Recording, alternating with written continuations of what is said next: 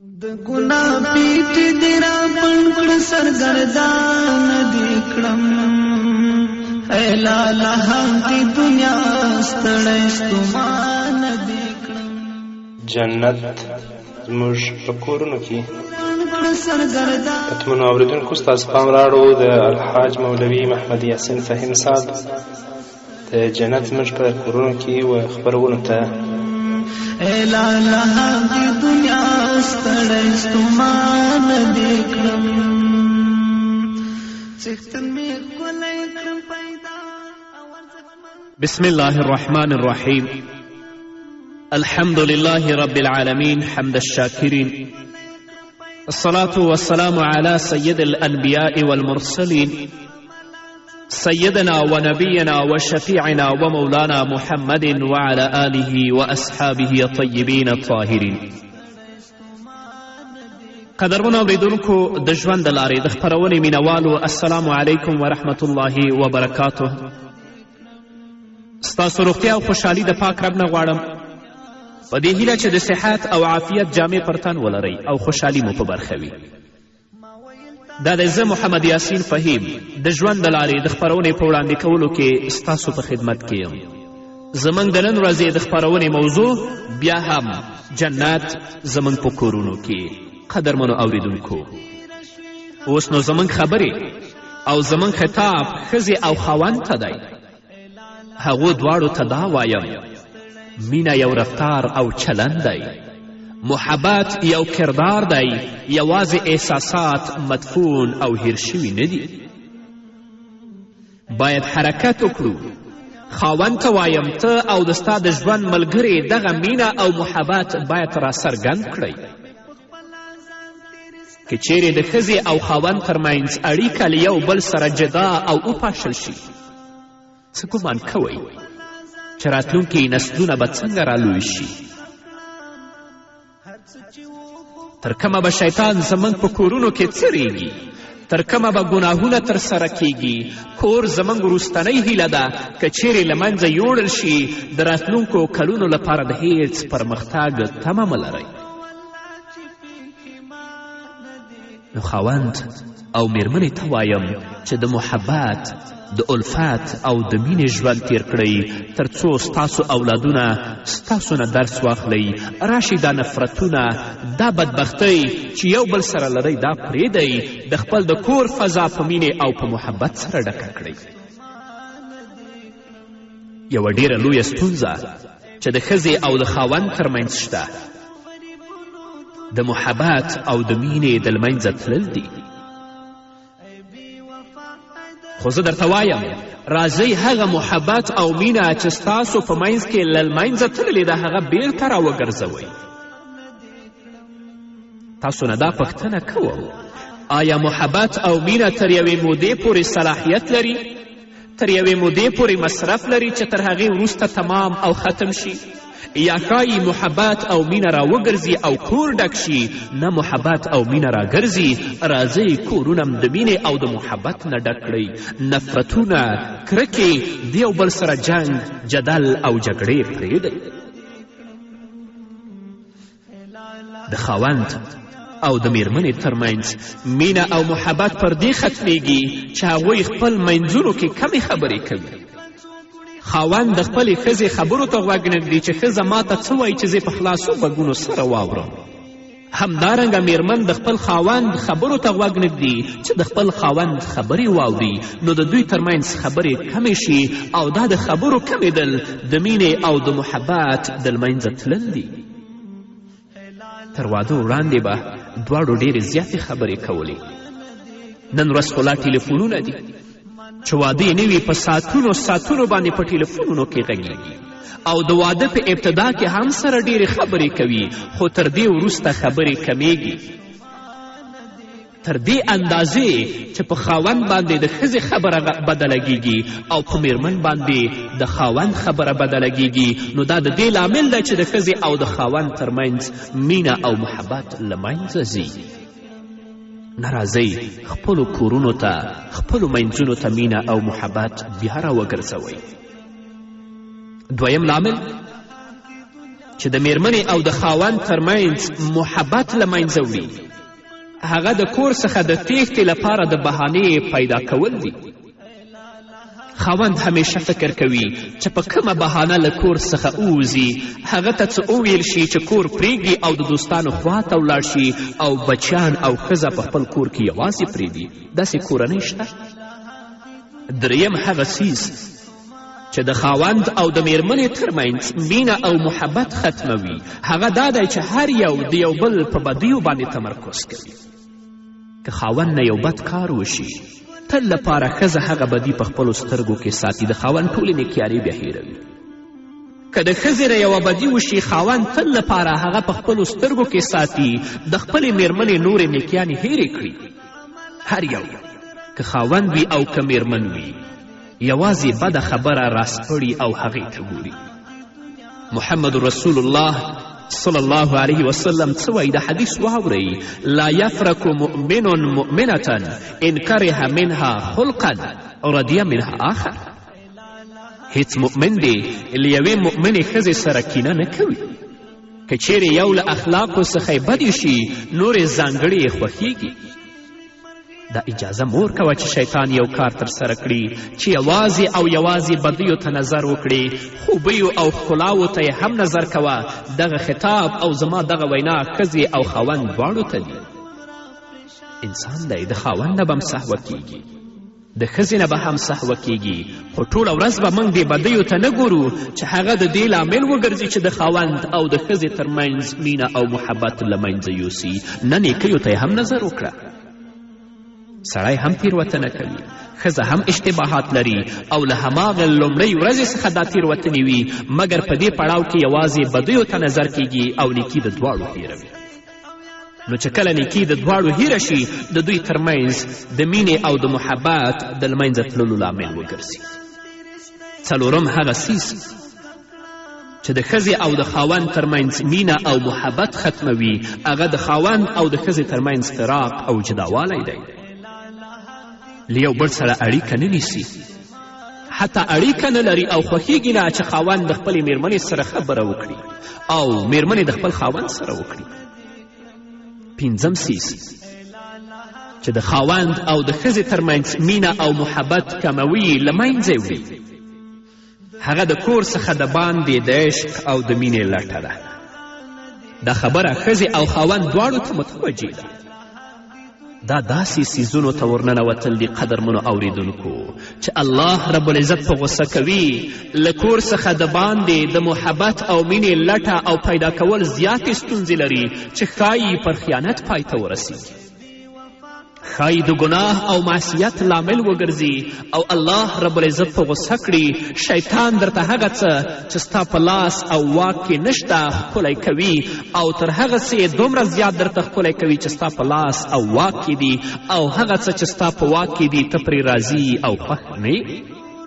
نه قدرمنو اوریدونکو، الحمدلله موږ مسلمانان یو، نو خاوندانو ته دا وایم چې راشئ د خپل ټوله مینه د خپل ټول محبت خپلې کورنۍ او میرمنې پورې محسوس کړئ. د خپلې ښځې او د میرمنې نه بغیر په پردیو کې عشق او محبت مه لټوه، کنی الله به دې رسوا کړي. او میرمنې خور ته هم دا وایم خپل سترګې، خپل مینه او خپل محبت تر خپل خاوند پورې محسوس کړه، بل ځای څه مه لټوه، کنی الله به دې رسوا کړي. راشئ، دا د الله پیغام دی، دا د محمد رسول الله صلی الله علیه وسلم پیغام دی. وای ورئ خپل کورونه د ځان لپاره جنت جوړ کړئ، جنت به ستاسو کورونو ته راشي. او که داسې نه نو بیا به زموږ کورنیو نه په دنیا کې جهنم جوړ وي او الله ته به هلته څه ځواب وایو هغه بېله خبر ده. علامه ابن قیم جوزی رحمه الله فرمایي شیطان تا داسې ګرځوي پر هغه څه چې ته پرې توانایي او واک نه لري، تر هغه څیز یې ډېر خوندور او ښکلی کوي چې ستا په لاس کې دي. له همدې امله ښایي یو سړی به ووینئ چې وایي به چې د دې ښځه خو یوه فاضله ښځه وه، ډیره دینداره او مسلمانه ښځه وه، سخته ده چې داسې بله ښځه پیدا کړي. او دا به خلک هم وایي چې دا د خپل ښځه یې ولې پرېښودله او په دې بلې ښځې پسې ولې ولاړه، هغه سره یې ولې نامشروع اړیکه ټینګه کړه. مګر هغه دا احساس نه کوي چې یو پرله پسې او تکراري خیانت دی. محمد رسول الله صلی الله علیه وسلم فرمایی لکل غادر لواء یوم القیامه یعرف به یقال هذه غدرة فلان. محمد رسول الله صلی الله علیه وسلم فرمایی د قیامت په ورځ د هر خاین لپاره یو بیرغ پورته کیږي چې په هغه بیرغ به دا پیژندل کیږي او دا به ویل کیږي چې دا د فلانی خیانت او غدر دی. د فلانی خیانت د خلکو او محمد رسول الله په وړاندې پر یو بیرغ ثبت وي. په تأسف سره زه خفه او غمجن یم چې دغه خبره کوم. دغه مسئله خو څو کاله مخکې نه وه او اوس ښځې هم پر دې باندې اخته شوي. نو خاوند ته دا وایم چې ګرانه وروره ته الحمدلله مسلمان یې، په اسلامي کورنۍ کې دې نړۍ ته سترګې غړولې دي، په یو اسلامي ټولنه کې ته ژوند کوې، راشه د خپل ټول مینه او محبت د خپل میرمنې او ښځې پورې محصوره کړه. خیانت مه کوه، بل چا پسې مه ګرځه. کنې د آخرت په ورځ به الله رب العزت د محمد رسول الله صلی الله علیه وسلم او د خلکو په وړاندې د ستا د خیانت بیرغ پورته کي او ټول به دې پیژني چې دا خاین دی. او ګرانې خور ته دا هم وایم چې راشه د خپل ټول محبت او مینه د خپل خاوند پورې محصوره کړه. په بل ځای کې د مینې او د محبت لټون مه کوه. کنې د آخرت په ورځ به الله رب العزت د ستا د خیانت بیرغ بیا پورته کړي. هغه به محمد رسول الله ویني او ټول خلک به ویني او دا به نارې وهي چې دا د فلانۍ خیانت دی، هذه غدرة فلان. دا خبرې مخکې نه وي، خو اوس په ټولنه کې وینو چې په دې فاسدو او مهلکو مرضونو باندې هم وروڼه اختري او هم خویندې. الله دې موږ ته هدایت وکړي. الله رب العزت دې موږ په هغې لاره باندې روان کړي چې الله او د الله رسول زموږ نه راضي کیږي. آیا کولی شو چې ښځې او خاوند ته ووایو چې محبت او مینه یو ځل بیا بیرته راګرځېدلی شي؟ آیا کولی شو یوې مطلقې او خپلواکې ښځې ته ووایو چې یو ځل بیا تجربه کړه؟ انشاءالله الله رب العزت به ستاسې په واده کې برکت واچوي. همدارنګه الله رب العزت به ستا او د ستا د خاوند پر منځ کې مینه او خواخوږي پیدا کړي. نو له دې نه ګټه پورته کړئ، فاسدې او ناروا اړیکې پرېږدئ. خیر که اوس ستاسې پر منځ کې مینه او محبت له منځه تللې، بیرته یې راوګرځوئ. دا یو ممکن کار دی. الله رب العزت فرمایي په سورة روم کې وجعل بینکم مودة ورحمه. الله رب العزت ستاسې ترمنځ یعنې د ښځې او د خاوند ترمنځ مینه او خواخوږي پیدا کړه. هره ښځه او خاوند چې واده کوي، الله رب العزت د هغو دواړو په زړونو کې د یو او بل پر وړاندې مودت او رحمت اچوي. نو که چیرې ته غواړې چې کرکه په محبت بدله کړي، دا بدلولی شي. که ته غواړې چې نفرت په محبت او په مینې باندې بدله کړي، دا کولی شي. ځکه الله رب العزت فرمایي وجعل بینکم مودة ورحمه. الله رب العزت د خاوند او د ښځې ترمنځ مینه او خواخوږي پیدا کړې ده. نو راشه هغه مینه او خواخوږي چې الله رب العزت د خاوند او د ښځې ترمنځ پیدا کړې بیرته راوګرځه. نفرت لرې کړه، کرکه لرې کړه، بې اعتباري لرې کړه. که خاوند او ښځه د الله رب العزت د اوامرو او د الله رب العزت د احکامو پابند شي، یو د بل حقوق وپیژني، زه په دې مطمئنه یم چې د دوی محبت به تر مرګ وروسته هم باقي وي او دا ښځه به په جنت کې د حورو سرداره وي. تاسو محمد رسول الله صلی الله علیه وسلم ته وګورئ. د حضرت خدیجې رضی الله تعالی عنها در وفات وروسته 14 کاله پس رسول الله مکې مکرمې ته ځي. ټول خلک محمد رسول الله ته وړاندیز کوي چې میلمه یې شي. رسول الله فرمایي زما لپاره خیمه د خدیجې د قبر تر څنګ ودروئ، له هغې سره مینه لري عین د 14 کالو تېرېدلو وروسته هم. د حضرت خدیجې تر وفات 1 کال وروسته او د رسول الله صلی الله علیه وسلم تر نوي واده وړاندې د یو صحابي ښځه د پیغمبر علیه الصلاة وسلام تر څنګ تېرېږي او رسول الله صلی الله علیه وسلم ته وایي د الله رسوله ته بچي لرې، آیا واده نه کوې؟ هغه ښځه وایي رسول الله د یو اوږدې شېبې لپاره چوپ شه او وروسته یې سر د ځمکې په لور ځوړند ونیوه. د پیغمبر صلی الله علیه وسلم اوښکې مې لیدې چې روانې وې. تر دې وروسته یې ماته وویل آیا تر خدیجې وروسته څوک شته؟ د خدیجه په محمد رسول الله باندې د مرګ نه وروسته هم دومره ګرانه وه. نن ورځ چې د خاوند او د ښځې ترمنځ مینه او محبت له منځه تللې، زموږ کورونه موږ لپاره جهنمونه جوړ شوي، دین نه لرې شوي یو. د الله ویره زموږ د زړونو نه ختمه شوې نه راشئ د الله ویرې ته په خپلو زړونو کې ځای ورکړئ، یو د بل حقوق وپېژنئ، د خپل کورنۍ فضا د مینې او د محبت نه ډکه کړئ چې زموږ کورونه زموږ لپاره جنت وګرځي. نور به مو واورو قدرمنو اورېدونکو، خود یو د مینه د ګناه پیټ دې را بند کړه سرګردان دې کړم، ای لالا هغې دنیا ستړی ستومان دې کړم. د ګناه پیټ دې را بند کړه سرګردان دې کړم، ای لالا هغې دنیا ستړی ستومان دې کړم، ای لالا هغې دنیا ستړی ستومان دې کړم. څښتن مې ښکلی کړم پیدا او ارزښتمنده. قدرمنو اوریدونکو، بیا هم زموږ سلامونه او نیکې هیلې ومنئ. تر ټولو غټ څیز چې خپلو بچیانو ته تاسو وړاندې کوئ دا دی چې له مور سره تاسو مینه وکړئ. محمد رسول الله صلی الله علیه وسلم ته وګورئ چې د ذات رقا له غذا څخه راګرځي. رسول الله صلی الله علیه وسلم سره لښکر دی او په دغه لښکر کې جابر بن عبدالله رضی الله تعالی عنه هم شامل دی. رسول الله صلی الله علیه وسلم د حضرت جابر بن عبدالله نه پوښتنه کوي آیا واده دې کړی؟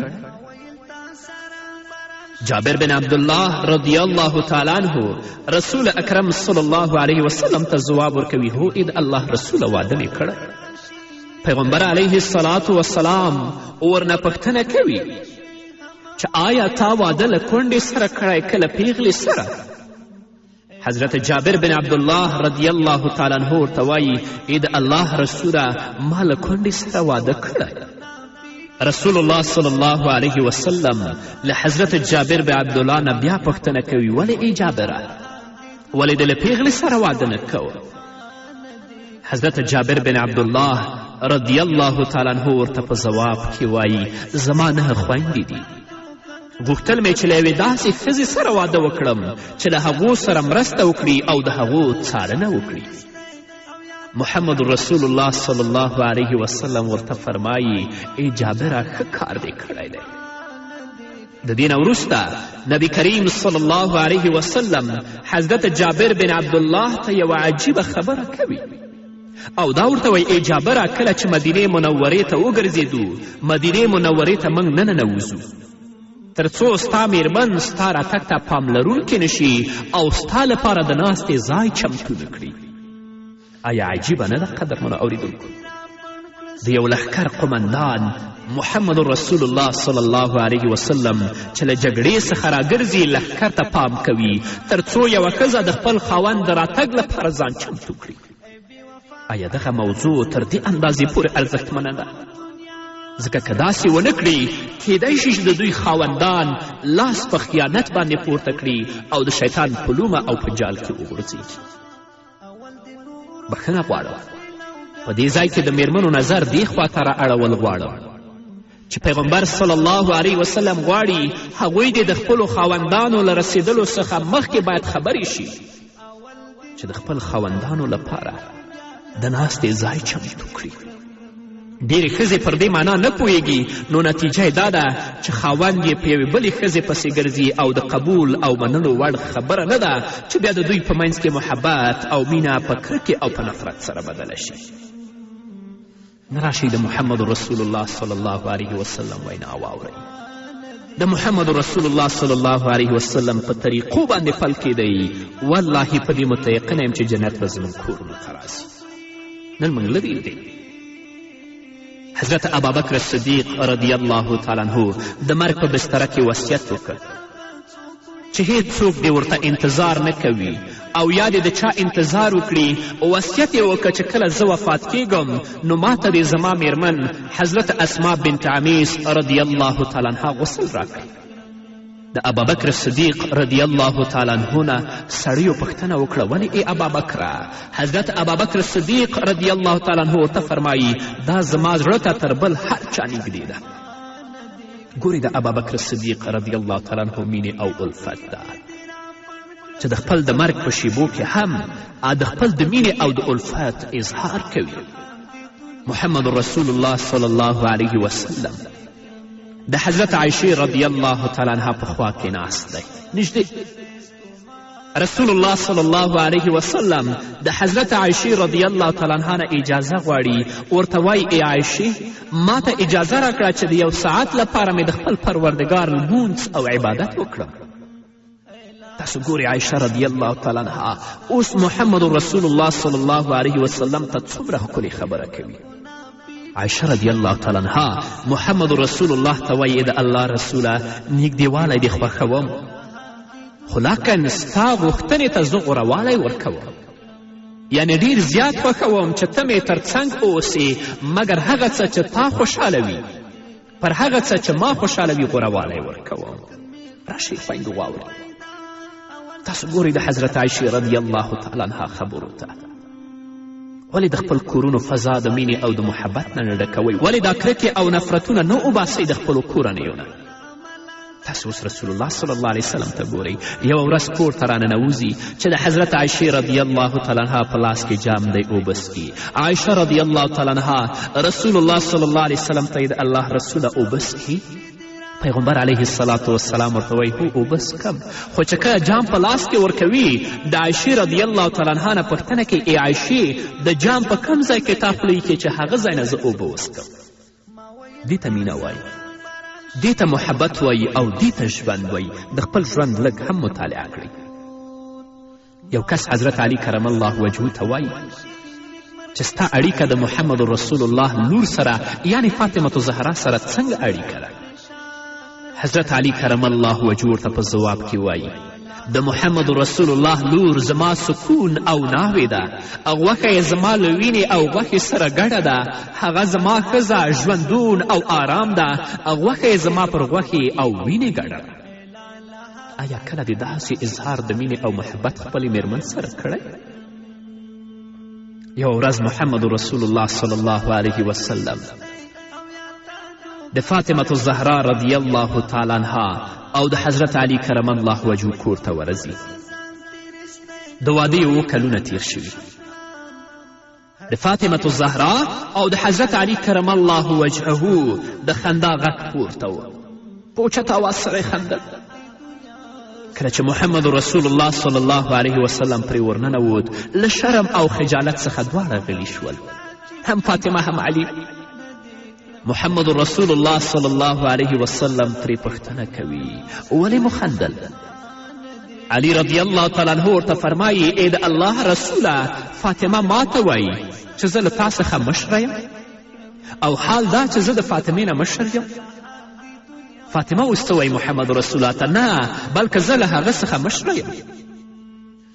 محمد رسول الله صلی الله علیه وسلم مخ فاطمې رضی الله تعالی عنها ته اړوي، ورته وایي ای فاطمې نه هغه تر تا مشر دی. فاطمه محمد رسول الله ته څه وایي؟ ای زما پلار جانه زه پوهیږم چې علي زما مشر دی مګر له هغه سره مې شوخي کوله. وګورئ د فاطمة الزهرا او د علي کرم الله وجهه ژوند ته چې څنګه یې مینې او محبت ته په خپل کورنۍ کې ځای ورکړی و، څنګه یې د مینې او د محبت نه د خپل د کورنۍ فضا ډکه کړې وه، جنت د هغوی کورنیو ته راننوتلی و. عبدالله بن مبارک رضی الله تعالی عنه له تابعینو څخه دی. یو کال به جهاد کوه او یو کال به حج کوه. کله چې د حج لپاره ولاړه د خپلې ښځې مشتاق او لیوال شو. د یو کس په وسیله یې خپلې میرمن ته لیک ولیږه چې پکې لیکلي وه روح مې ستا روح ته سخت لیوال او مشتاق شوی. آیا احساس دې که؟ دې خبرې ته تا وکتل؟ دې ته مینه او محبت وایي. چې د کوره وځئ کله دې هم ټلیفون راپورته کړی، احوال دې ورته اخیستی، د مینې او د محبت اظهار دې ورته کړی. د حضرت خدیجې رضی الله تعالی عنها تر وفات ښایسته ډیره موده وروسته رسول الله صلی الله علیه وسلم په خپل کور کې ناست و. څوک راغلل؟ د محمد رسول الله دروازه یې وډبوله. رسول الله ورته وفرمیل څوک یې؟ د یوې ښځې غږ یې واورېده چې هغه ورته وایي آیا زه راننوځم؟ کله چې پیغمبر صلی الله علیه وسلم یې غږ واورېده رسول الله وفرمیل الله الله، ته به وایې چې د خدیجې غږ دی، ته به وایې چې د خدیجې رضی الله تعالی عنها اجازه غوښتنه ده. خدایه هغه حاله وګرځوه، حاله د خدیجې رضی الله تعالی عنها خور وه. محمد رسول الله هغې سره ډیره مینه درلودله. وګورئ چې څومره د خدیجې رضی الله تعالی عنها مینوال او مشتاق دی. الله فرمایي قل ان کنتم تحبون الله فاتبعوني یحببکم الله. ای پیغمبره خلکو ته ووایه که تاسې په رښتیا له الله سره مینه لرئ نو زما د پیروي لار غوره کړئ، الله به له تاسې سره مینه وکړي. همدارنګه الله فرمایي لقد کان لکم فی رسول الله اسوة حسنه. په حقیقت کې ستاسې لپاره د الله رب العزت د رسول په طریقو کې یو خورا غوره نمونه وه. ای هغو کسانو چې له رسول الله سره مینه لرئ ولې د پیغمبر صلی الله علیه وسلم ټولنیز ژوند عملي کوئ چې د کورونو فضام د مینې او د محبت نه ډکه شي او جنت ستاسو کورونو ته راننوځي. په همدې هیله قدرمنو اورېدونکو دا وه زموږ د نن ورځې خپرونه چې ستاسو درن حضور ته وړاندې شوه. تر بلې خپرونې پورې چې زه بیا هم ستاسو درن حضور ته راځم تاسو ټول په پاک رب سپارم. پاتې ژوندم نیکمرغه، ښاد، بریالي او کامیاب اوسئ.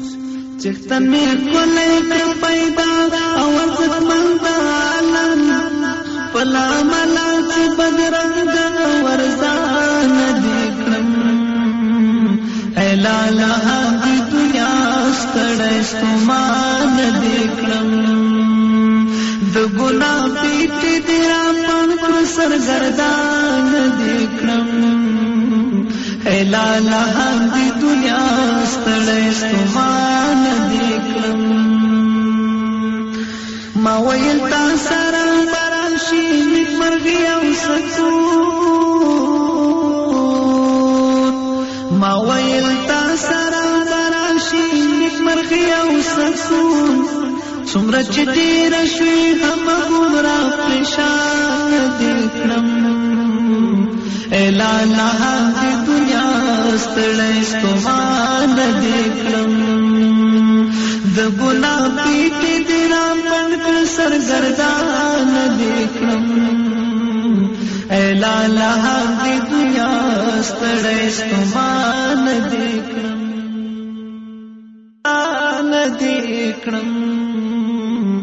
ای لالا د دنیا ستړی ستومانه دې کړم. منا نډیره بدرنګه تر قبرستانه دې کړم. ای لالا د دنیا ستړی ستومانه دې کړم. د ګناه پیټې دې راپڼ کړ سرګردانه دې کړم. ای لالا د دنیا ستړی ستومانه دې کړم. ای لالا د دنیا ستړی ستومانه دې کړم. ای لالا د دنیا ستړی ستومانه دې کړم. ای لالا د دنیا ستړی ستومانه دې